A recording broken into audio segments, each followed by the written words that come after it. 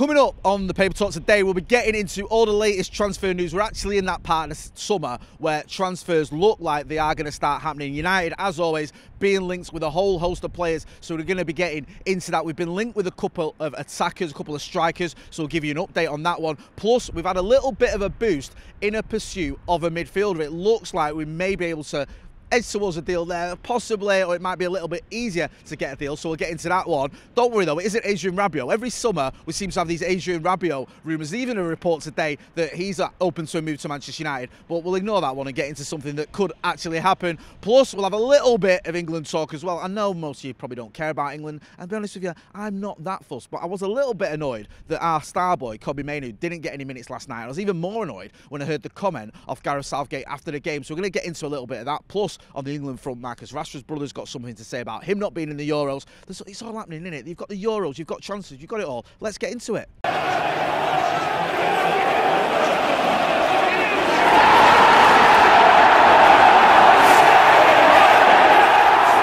Jay here for Stretford Paddock. This is the Paper Talk. As you can see, I'm outside Old Trafford and it's sunny. I haven't even got, never mind my parka, I haven't got my hoodie with me. So get your barbecues out because it's that time of year. Loads of stories to get through, so we'll crack on. But before we do, make sure you are hitting like, share and subscribe. We want to get to 800,000 subscribers. And with your support, we can get there. Right, let's crack on because it's that time of year again where we start looking at actual transfer stories that may have some truth to them. A lot of the time it's like, this can happen, this might happen, and probably not. But now we're in that sort of period where not only are United being linked with a lot of players, but United are in the market for a lot of players, and we've got Ineos pulling the string, so it looks like some deals could be on the horizon. One player that has been heavily linked with Manchester United, we'll say heavily, been linked with Manchester United, is João Neves. Now, United were sort of put off, and I think everyone thought this is never going to happen because of the transfer, that's not a word, because of the transfer price. He's got a buyout clause of, I think it's around 120 million euros, never going to happen. However, according to some reports, I think this is being covered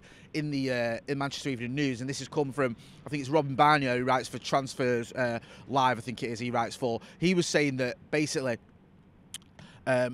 Benfica may have to lower their price for Neves because they need some cash, they need money, and they might not get the money they want for Neves. And also Antonio Silva, who's a defender that they were looking to offload, the interest with him has cooled. So if they are going to have to sell someone, they are going to have to sell Neves, they might not get the 100 million, 120 million, whatever it's going to be for him. They may have to lower that price, which could encourage Manchester United. I'll be honest with you, the noises we're getting from Sir Jim Ratcliffe and Ineos doesn't make me think we're going to go out and buy anyone for even remotely close to 100 million euros, let alone pounds. So I don't think this is going to happen, but it's worth keeping an eye on just to see how low Benfica end up going. If they end up saying, look, okay, we need to offload him, we need to get some money in, we can go a little bit lower. Maybe Manchester United could be tempted. Very good young midfielder. We'd love to see him at Old Trafford. I doubt it's going to happen, but we're going to keep tabs on it, as they say. We're monitoring the situation, as Manchester United are. In terms of attackers, United have been linked with a couple of attackers. Jonathan David, and obviously Joshua Zirkzee as well. Now, with Joshua Zirkzee, there's latest reports are, I think I saw this in the Evening Standard, it's been reported elsewhere, that he's got an agent, Kia Jorbasian. Remember him? Carlos Tevez's agent. Him and Fergie got on really well, didn't they? Well, apparently his fee for this deal was going to be around 12 million quid. 12 million pounds. So that put off Manchester United because it's like, really? We're looking to pay about 34 million for him, and we're going to pay 12 million quid to his agent? Probably not. However, according to the latest reports, he has been willing to lower his fee. So just the 8 million quid. Oh, nice one, mate. May as well give it him then, innit? Hey, I'll tell you what, stealing a living out of these agents. That could make the deal more likely. On the Jonathan David front, though, I doubt we'll get both in. There's those two attackers who've been linked with the most heavily. It says as well, we are also, this is, I think is in the Standard again, says that United are leading the race with Jonathan David. There were reports that it looked like that deal could be moving ahead. There could be something in there, United ready to buy him. We'll have to wait and see, though. We don't want to get ahead of ourselves. I don't think there's anything concrete just yet, but it looks like United are in a good position with Jonathan David. It'll be interesting to see what happens here. Is it going to be Zirkzee or is it going to be David? Who would you prefer? I don't think both will come. I think United will go for one. Which one would you rather see at Old Trafford? Both very talented strikers. We were speaking about them both on Transfers Live the other day. Personally, if I had to choose, I'd probably go with Zirkzee, but I haven't seen a lot of either of them, and I certainly wouldn't be disappointed if we got either of them. We definitely need a striker. We need someone to give Rasmus Højlund a little bit of backup. Talking of Rasmus Højlund, he played his part in Denmark's draw last night with England. England obviously drawing 1-1 with the Danes. Not a great game for Gareth Southgate's men, if we're being brutally honest. And I'm not going to lie, I was absolutely infuriated that Kobbie Mainoo didn't get any minutes. Trent Alexander-Arnold in midfield does not work. And I was even more annoyed by the fact that when he did take him off, after around 55 minutes, when he realised this experiment isn't working, he brought on Conor Gallagher, when Kobbie Mainoo is right there. I just don't understand Gareth Southgate's thinking. Conor Gallagher runs around a lot. Yeah, he's full of beans, but sometimes he looks like he's won a competition to play for England. He's that giddy. Not in the same class as Kobbie Mainoo. And what was even more bizarre on the whole Gareth Southgate episode was after the game, he said we've not found an adequate replacement for Calvin Phillips. What planet are you actually living on? That doesn't make sense on any level whatsoever. I'm not a massive England fan, but I do want them to win the competition. I just think they're going to struggle, and they're certainly going to struggle if they don't put our star boy in that starting 11. Get a grip, Southgate. Stop going on about Calvin Phillips. You've lost it. On that front as well, Marcus Rashford's brother, I think it's Dwayne, posted something, I think it was on Instagram, on social media, saying that it was hard to watch what's going on. I'm paraphrasing here, when you know your man can make a big difference. Talking about Marcus Rashford, I think there was a picture of Marcus Rashford on that as well. So yeah, he was just sort of saying, look, you know, Marcus Rashford, he could have helped England get a win last night. He should have gone to the Euros. To be honest with you, I get his point.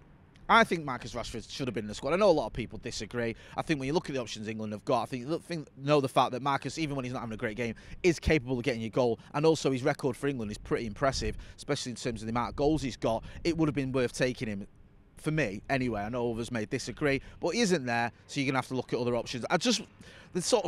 The disappointing thing with this is, I get it, right? It's your brother, you want to stick up for him, you want to sort of be honest about it, and I get it. I sort of agree to a certain degree. I just kind of think it doesn't do anyone any favours. I don't even think it does Marcus Rashford any favours, and I think it's like, well, it's him being in the papers again, and him being in the news cycle again, for something that can be perceived as a bit of a negative, rather than a positive. Oh, well, yeah, he should have gone to the Euros. It's something like, oh, no, it's Marcus's brother. I don't know. I think you might be better served than just not posting anything, but it's easy for me to say because he ain't my brother. Maybe I'd have been tempted to do the same if I was in his brother's shoes. We'll have to wait and see. Anyway, England have got a game against Slovenia. They're probably going to go through anyway. We'll have to wait and see what Gareth Southgate does and what happens with Luke Shaw as well. He wasn't available yesterday, still carrying an injury. He's gone away obviously with England. He's in that England squad. Steve was talking about this yesterday. It is a bit nonsensical that you've got a player that's not played for months for Manchester United, but he can go away with England. It's happened in the past. It happened with Harry Maguire in the last Euros, and he did very well, to be fair to the kid. But with Luke Shaw, it's a little bit different because he's missed so many games.